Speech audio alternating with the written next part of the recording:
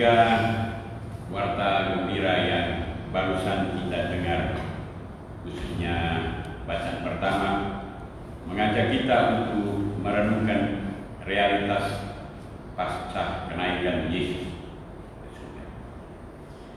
Bahwa saat kenaikan Yesus, para murid nampak tenggelam dalam euforia sukacita dan bahagia karena menyaksikan secara langsung peristiwa kenaikan Yesus, Sang Guru yang mereka cintai. Mereka mengalami suatu kenyataan seperti mimpi yang membuat mereka terpukau-bungkam.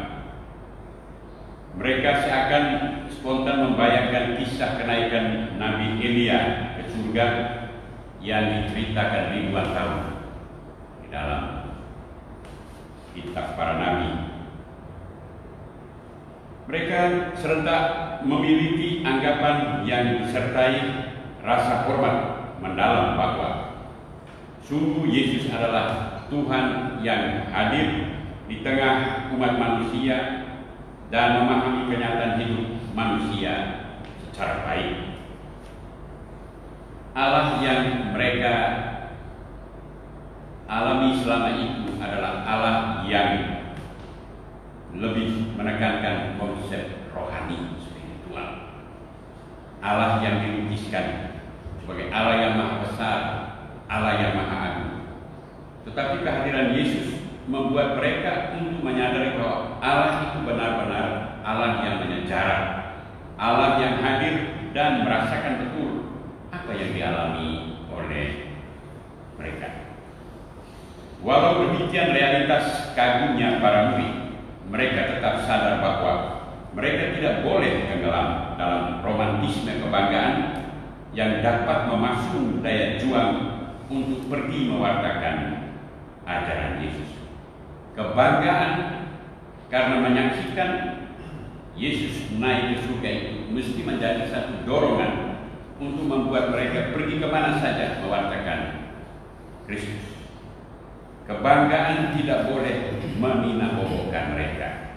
Mereka didesak untuk pergi mewartakan kabar gembira yang mengagumkan itu. Mereka harus realistis terhadap kehidupan yang selalu menuntut untuk diberi arti, diberi makna, sehingga hidup itu menjadi berkat dan hadiah bagi sesama. Mereka harus bekerja dan berjuang. Ketika mereka harus bekerja dan berjuang, mereka tentu menyadari bahwa ada 3 tujuan kerja. Pertama, untuk mengangkat harkat dan martabat citra diri mereka sebagai murid Kristus. Yang kedua, untuk mendatangkan kesejahteraan. Yang ketiga, untuk memuliakan Allah. 3 Tritunggal tujuan kerja ini mestinya menjadi satu prinsip dasar yang harus dilakukan oleh atau dipegang oleh para murid. Dan mereka perlu menyadari bahwa walaupun Yesus telah meninggalkan mereka, tetapi di tengah-tengah mereka masih ada Maria, ibu Yesus, yang kehadirannya selalu memancarkan keteguhan, cinta, dan kesetiaan. Maria sebagai ibu yang selalu membangkitkan kenangan akan kehadiran Yesus di tengah mereka. Walaupun Yesus sudah naik ke surga, tetapi ketika menyaksikan Maria ada di tengah mereka, mereka sungguh-sungguh mengalami bahwa Yesus tidak tinggalkan mereka. Semua kenyataan yang dialami para murid pasca kenaikan Yesus ini menyadarkan mereka untuk bertumbuh dalam etika ajaran Yesus yang dilukiskan dalam bacaan kedua, bahwa mereka harus optimis dan bersukacita karena hikmah keselamatan yang diperoleh dari penderitaan Yesus, bahwa harga keselamatan jiwa manusia itu mahal karena dibayar dengan nyawa Yesus. Harga setiap murid Kristus itu mahal. Karena itu mereka perlu menjaga citra dan martabat sebagai murid Kristus sehingga dalam banyak kesempatan orang senantiasa melihat bahwa murid Kristus sungguh-sungguh merupakan orang-orang yang senantiasa menghayati etika ajaran Kristus dengan komitmen yang tinggi dan konsistensi yang baik. Mereka harus menjaga moralitas hidup dengan menjaga kemurnian di dalam berjuang dan bekerja, tidak mencuri, tidak menjadi penjahat, atau tidak menjadi pengancam. Mereka sadar bahwa mereka adalah makhluk bekerja, makhluk yang senantiasa menyempurnakan hidup mereka sebagai citra Allah dengan berjuang untuk bekerja tanpa harus membenarkan berbagai macam cara atau mengharapkan berbagai macam cara untuk mencapai tujuan, misalnya dengan mencuri, menjadi penjahat atau pengacau. Dan mereka harus siap menderita demi memperjuangkan nilai-nilai ajaran Yesus. Mereka perlu memiliki mentalitas martiria, tidak menjadi orang yang bermental cuci tangan, siap untuk menghadapi tantangan apa saja ketika mereka berada di medan pelayanan. Bapak, Ibu, saudara-saudariku yang terkasih, jauh-jauh hari Yesus menyadari bahwa Ia akan tinggalkan para muridnya nanti, maka Ia berjuang untuk mengenal dan memahami karakter para murid secara baik.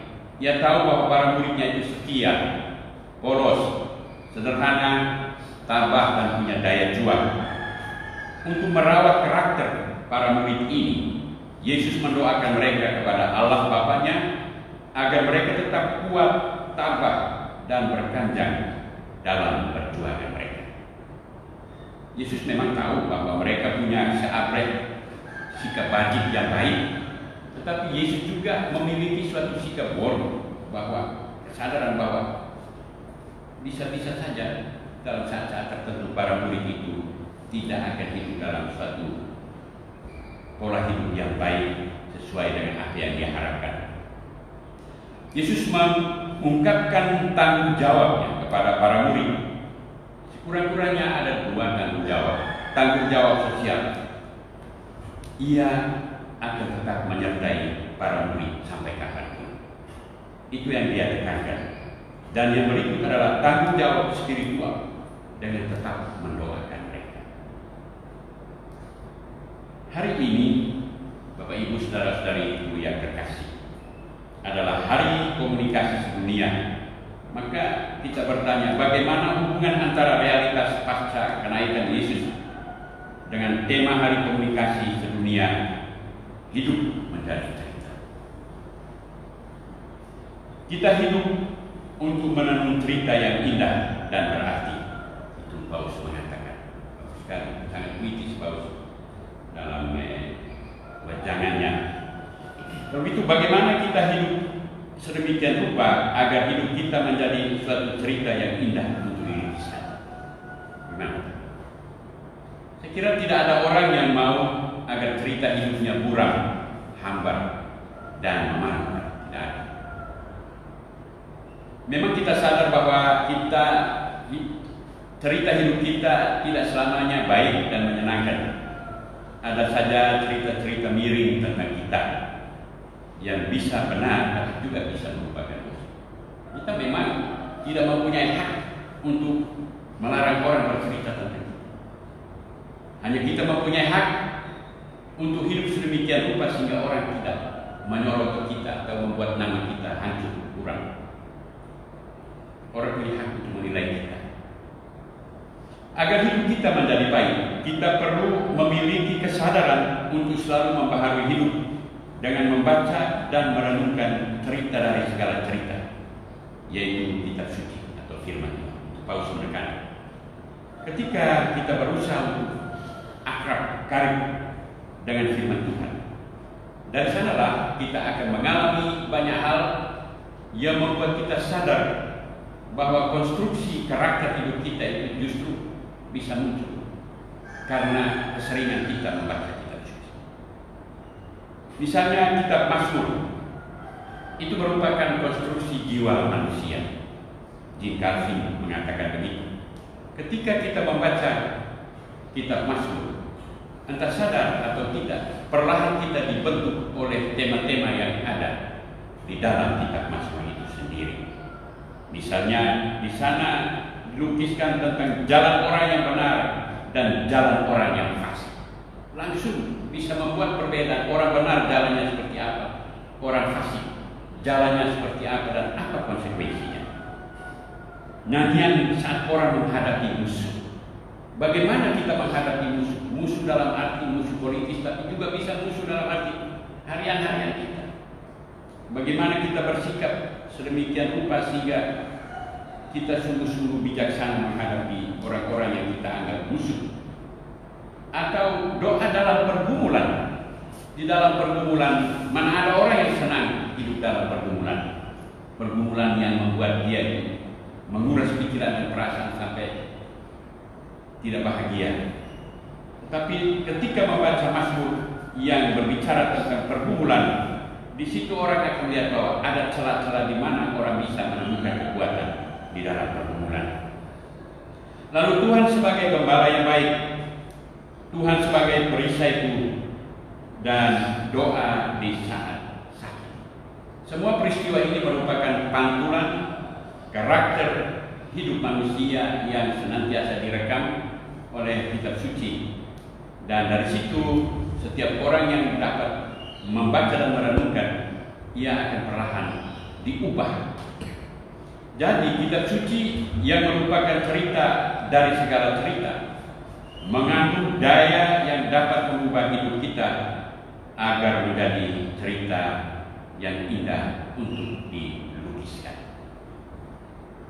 Karena itu, saudara-saudariku yang terkasih, kita sebagai orang yang dipanggil secara khusus untuk melayani Kristus, jelas bukan berarti kita ini orang prasakti di dalam kehidupan gereja, tetapi bahwa kita dipanggil untuk memasrahkan seluruh bentuk kehidupan kita. Kita dipanggil dengan menjadikan Kristus sebagai kekasih jiwa kita. Itu mengandung konsekuensi logis bahwa setiap kita perlu menjaga cerita nama kita agar di mana saja kita mewartakan Kristus, kita tetap memiliki citra yang baik, karakter yang baik, sehingga dengan demikian di mana saja kita pergi mewartakan, orang tidak hanya melihat diri kita, tapi melihat Kristus ada dalam diri kita. Dengan demikian memudahkan mereka untuk mengalami bahwa Kristus yang mereka imani sungguh-sungguh hadir melalui kehadiran kita. Mudah-mudahan kita menenun cerita yang baik dan indah sehingga kita menjadi pewarta yang mampu memantulkan hal-hal yang baik bagi umat yang senantiasa